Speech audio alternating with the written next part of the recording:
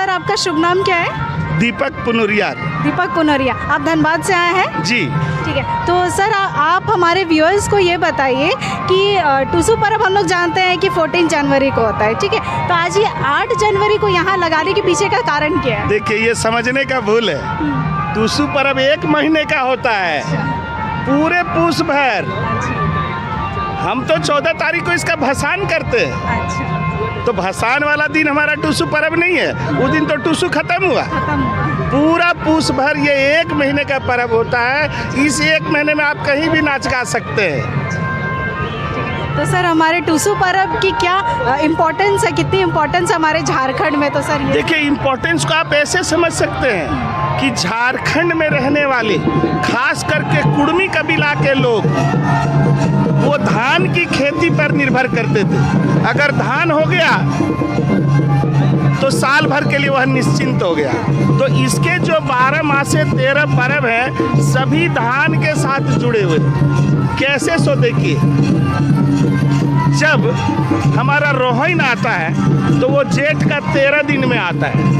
उस समय हम लोग रोहन में क्या करते हैं, बीज पुनः करते हैं। मिट्टी में हम लोग धरती के कोख में बीज डालते हैं, उसको हम लोग कहते हैं बीज पुनः, माने बीज डालने का शुरुआत हो गया। तो बीज को जब हम डाल देते हैं तो उस समय गर्मी और नमी दोनों रहता है। जेठ और आषाढ़ बस अगल बगल रहता है, तो धान अंकुरित होता है। तब मेरा पहला पर्व आता है, उसको हम लोग राजा साइल बोलते हैं। जिस समय बीज अंकुरित हो जाते हैं तो अंकुर ना टूटे या अंकुर ना कटे, इसके लिए हम लोग क्या करते हैं, राजा साल भर हम लोग खेती का काम, माने खेती का औजार का उपयोग करना बंद कर देते हैं। क्योंकि हमारा पुरखा ये सोचता था कि जब जिस तरह मेरे खेतों में धान के अंकुर फूटे हैं, उसी तरह प्रकृति ने भी अपने बीज पूरे धरती में फैलाए हैं, तो वो भी अंकुरित हैं। और अगर ऐसे समय में जोत कोड़ करूँगा तो अंकुर टूट जाएंगे।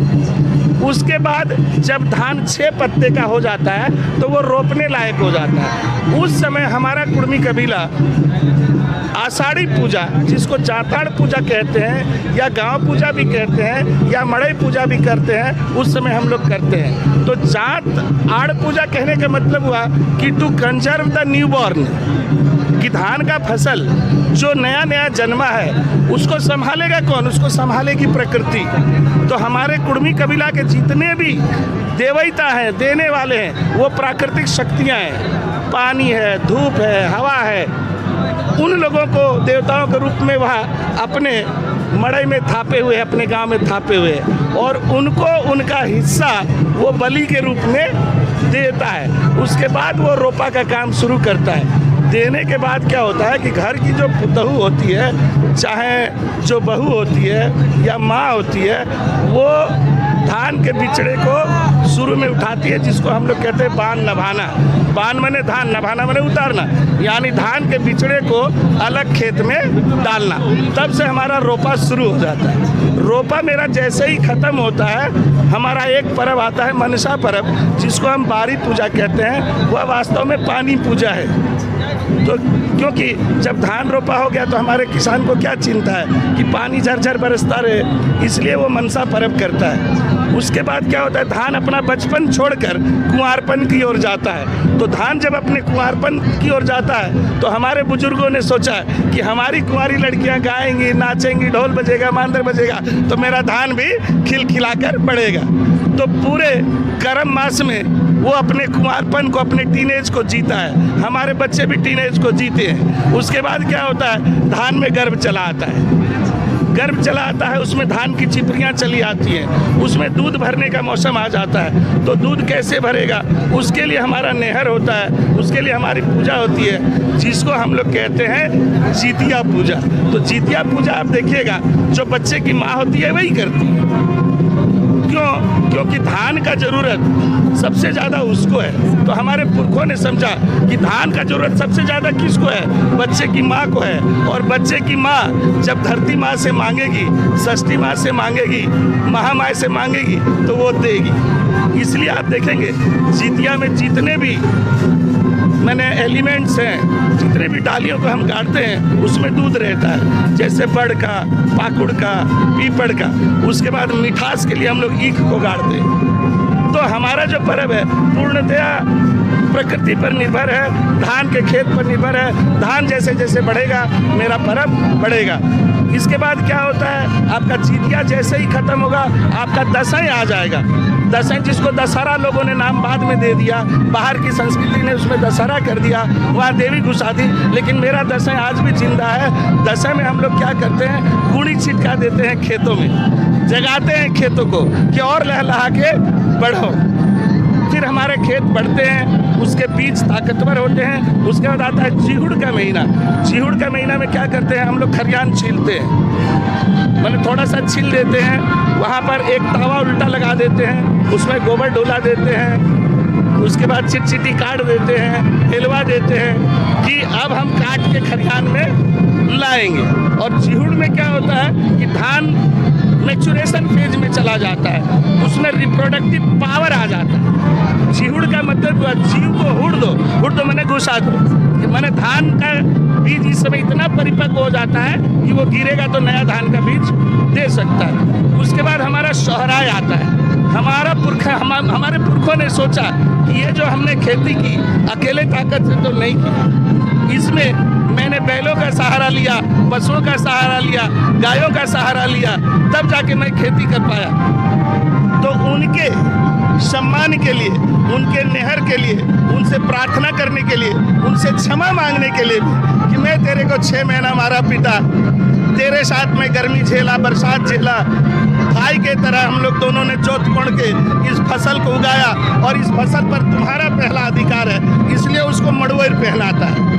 उसके बाद वो धान काटता है। जब धान काटता है तो वो 3 बूंदा धान छोड़ देता है। अब आप सोचिए कि जो 3 मुट्ठी धान पहले डाला था रोहन में, प्रणाम करके धरती मैया के गोद में, तो ये सोचा कि लास्ट को भी तो प्रणाम करके ही लाना होगा। तो उसी को जब वो खरियान में लाता है तो नाम देता है डीनी, और इसी डीनी को पूस के रात को जब थापा जाता है तो वो हो जाती है टुसु मनी, माने किसान की बेटी। तो यहाँ पर समझने की बात है कि जेटा खेते धानी, जेटा खेते धानी, सेटा खरियान डीनी और घर ढुकले टुसु मनी। तो किसान इतना खुश हो जाता है कि उसकी बेटी घर आई हुई है। वो महीना भर, पूस भर कुर्मी कबीला जो है रोज नए नए पीठा बनाता है, कभी सीम का चरपा, कभी खपरा पीठा, कभी गोरगोरवा, रोज नए नए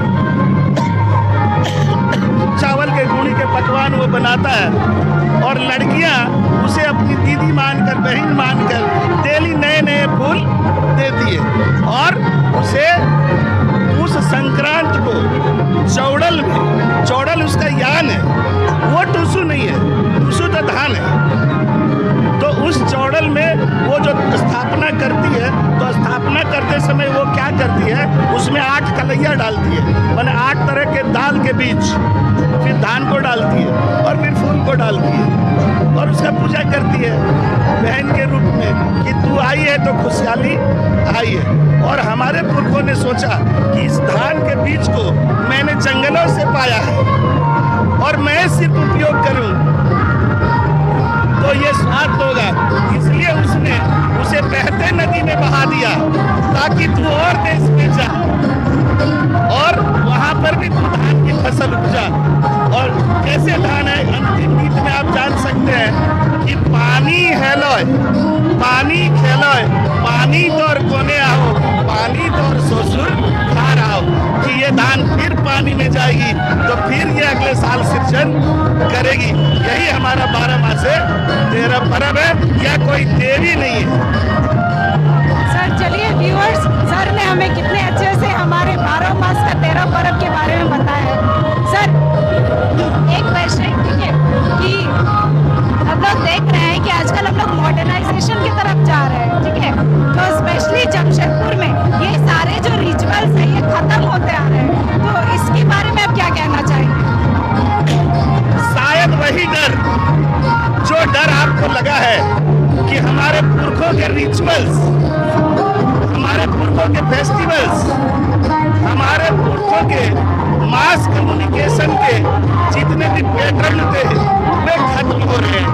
तो आप देखोगे कि आप कितना भी कहीं चले जाओ, मातृभूमि, मातृभाषा और हमारे पूर्वजों ने जितने नेकाचार किए वे हमें दिल से नमस्कार है। आप कितने भी मॉडर्न हो जाइए, बिना नेक की शादी नहीं होती, मतलब बिना नेक का कोई काम नहीं होता है।